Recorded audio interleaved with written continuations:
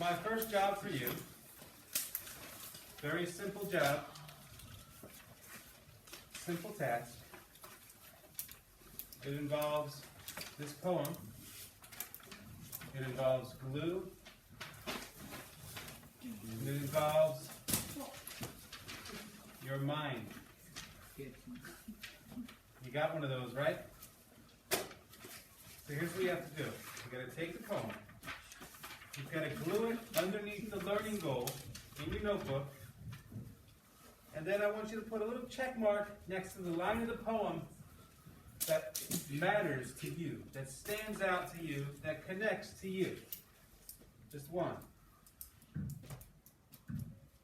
Sejong, what are we going to do?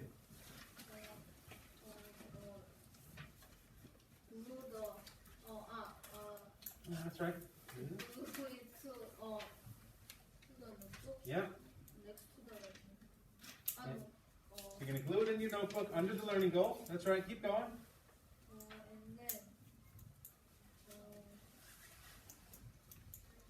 Can someone help? You're going to put a check where? Where at, Katie? Next to a line. What kind of line? Any line in the poem? What kind of line? What? Right, a line that matters to you, a line that connects to you, a line that stands out to you. You got it? CJ, tell us again what's going to happen. We're going to put that under our learning goal and then put a check next to one. Perfect. Here we go.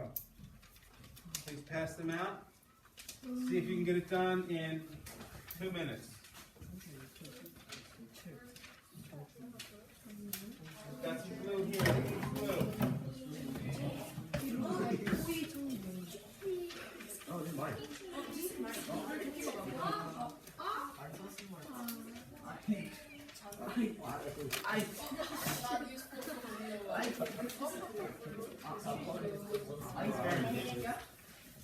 You're wasting people's time, buddy.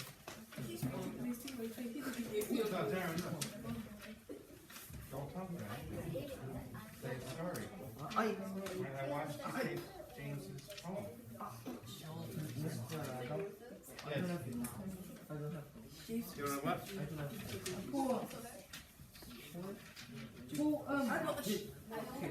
Who's got an extra poem?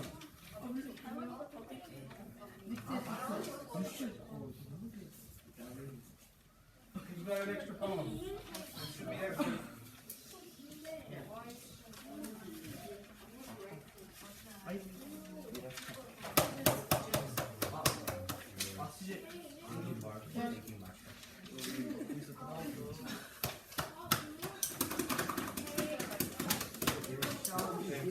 Anybody need them? You good? Did you put a check in there? You got to read the poem now. Put a check next to a line of the poem that connects to you.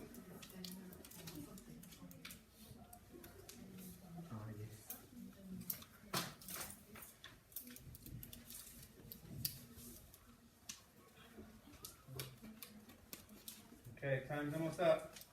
You're reading the poem. You're putting a check next to a line of the poem that connects to you. Christmas present. It's not Christmas yet.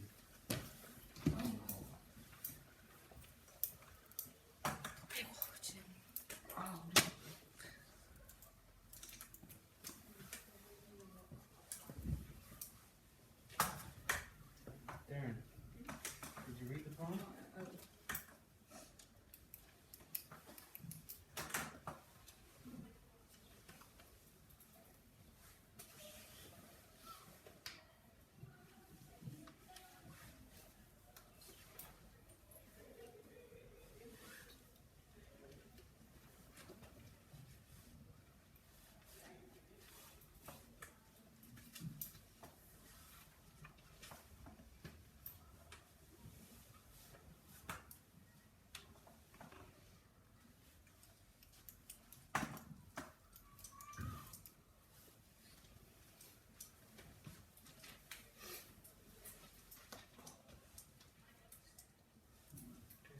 check next to a line in the poem that connects to you, to your life somehow.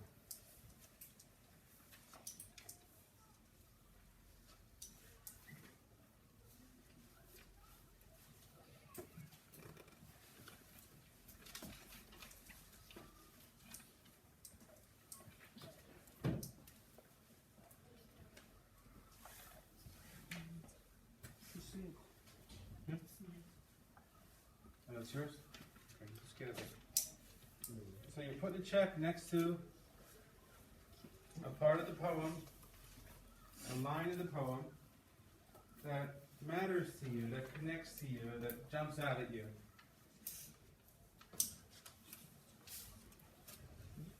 Now give me a thumbs up when you have put a check in your poem.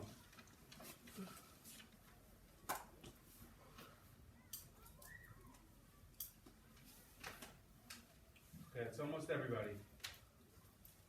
Now I want you to look around. Okay, look around. And see if the line you checked is the same as anyone else around you.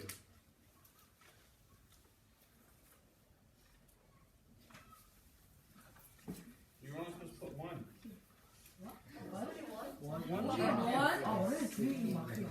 A check means one.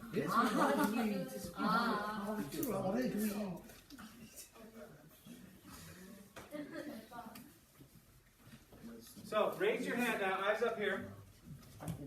Raise your hand if you found that the people around you checked a different line.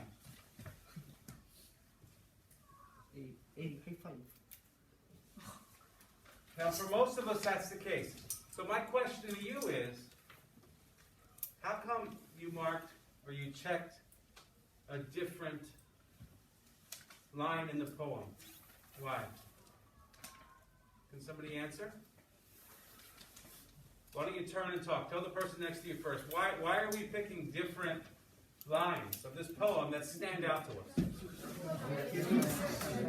Because we are all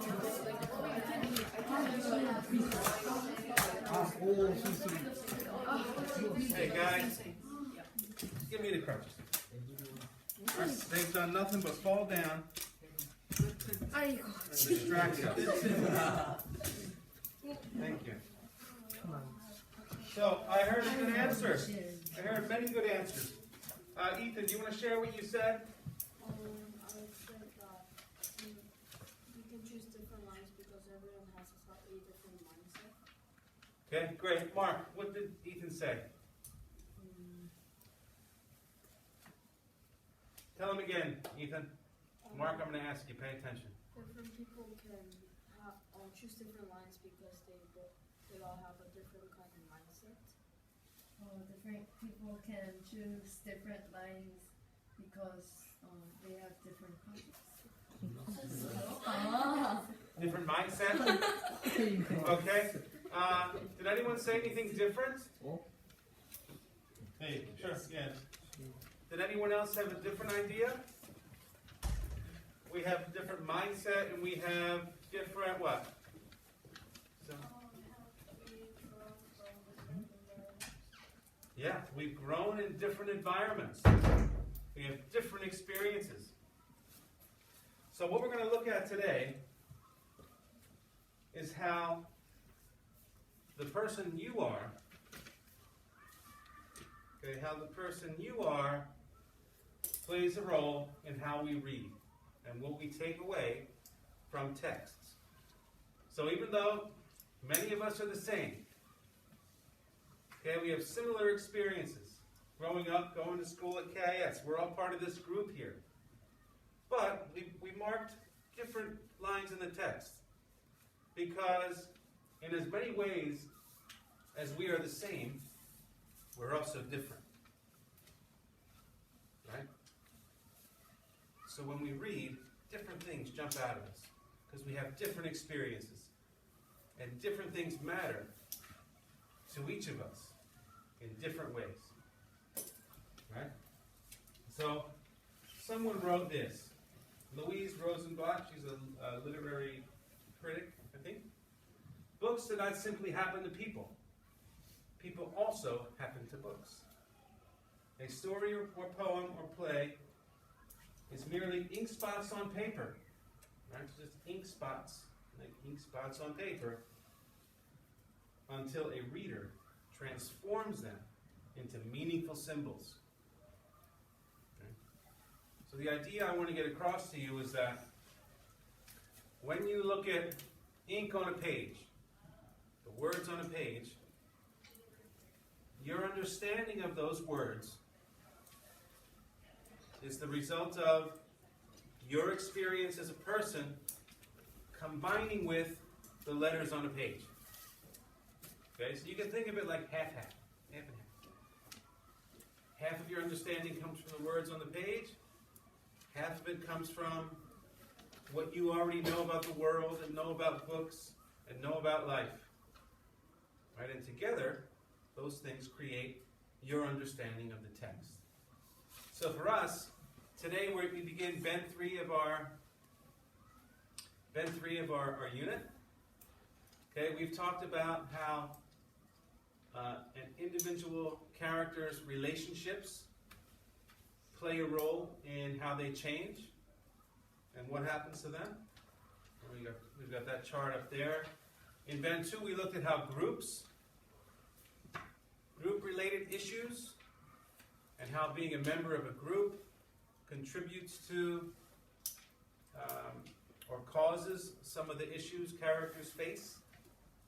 But now in Bend 3, we're going here.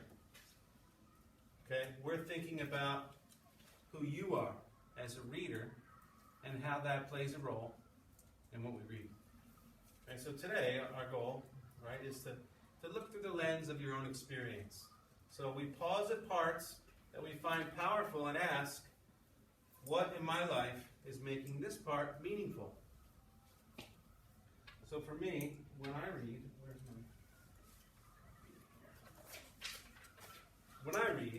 okay, a man crosses the street in the rain, stepping gently, looking 2 times to the north, 2 times south, because his son is asleep on his shoulder. No car must splash him, no car drive too near to his shadow. This man carries the world's most sensitive cargo, but he's not marked. Nowhere does his jacket say fragile, handle with care. His ears fill up with breathing. He hears the hum of a boy's dream deep inside him.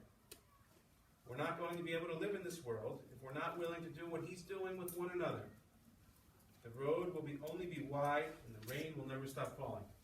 So when I read this, I immediately connect to these lines about crossing the street in the rain with a kid on your shoulder. Now, why do I immediately connect to those? What do you think? Imbe? Right, because I'm a parent.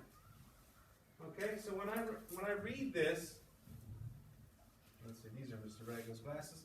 When I put on the lens of Mr. Rago and I read this, these lines jump out at me. Okay, they look like bold text because I'm a parent. Right? But if I read them with Ava's glasses, if I read this poem through the eyes and experiences of Eva Gu,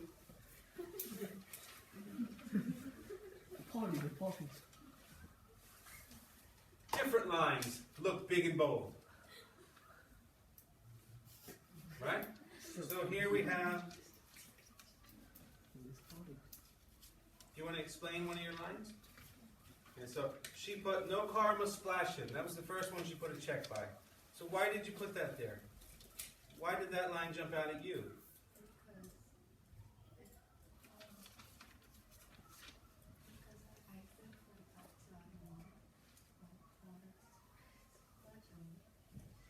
Because she's crossed the street in the rain and has dodged puddles and cars splashing water. Okay, so that jumps out at her. Okay, so it's her experience that makes these different parts of the story or poem or play or whatever. That's what she connects to because that's who she is. Right? So again, my point is that who you are plays a role in how you read and how you understand a text. Now, I think it's a difficult concept. I want you to turn and talk for a minute. Tell your partner what I've just said. What's the big point so far? Turn and talk.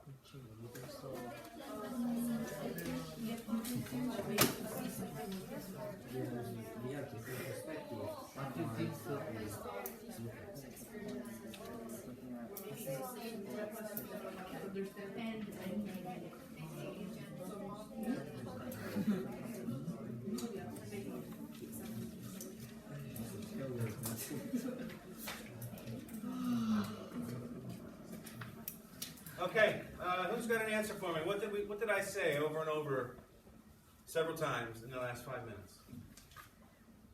What's the big point so far? Stella? Every person has a different point of view. Okay, every person has a different point of view. That's on the right track.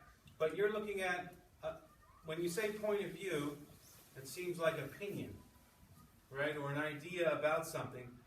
I'm thinking more of the way we read a text, the way we approach something new that we're reading. Okay? Ethan? When we approach the text, we all have different experiences in life. Go ahead. So what I mean is, that's right, Ethan. Your experiences, think of them as lenses. You can slide them in your glasses. Eyes over here, they are not important. They are not important people. So think of your experiences as lenses, Mark, like this. You slide them in here.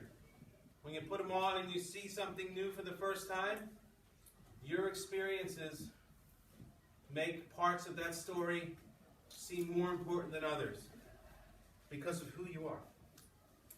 Right? That's the big point. Now,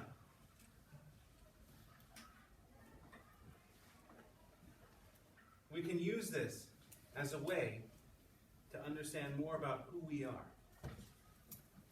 Right? So by noticing the parts of the story that jump out at us or cause a strong reaction in us, we can identify maybe groups that we're a part of or traits that we have. So in this way, reading literature can help us come to understand ourselves better. Okay? So, as you read today, okay, I want you to ask yourself, what part of my book seems particularly important to me? Which part causes a strong emotion in me, causes big feelings? And ask yourself, why? Why do I feel this way? And see if you can uncover a cause. Maybe it's an experience you had. Maybe it's a preference you have. Like you like some kind of thing more than the other. I want you to dig into this a little bit today. When we come come back for the share, we're going to share some of these ideas and then take this thinking even a bit further.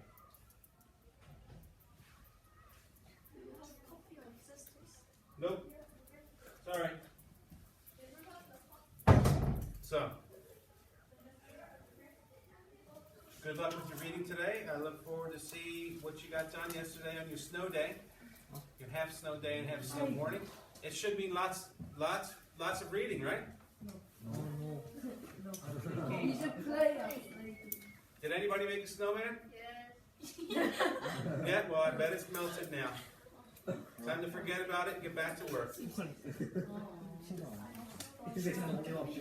Bye-bye, Olaf.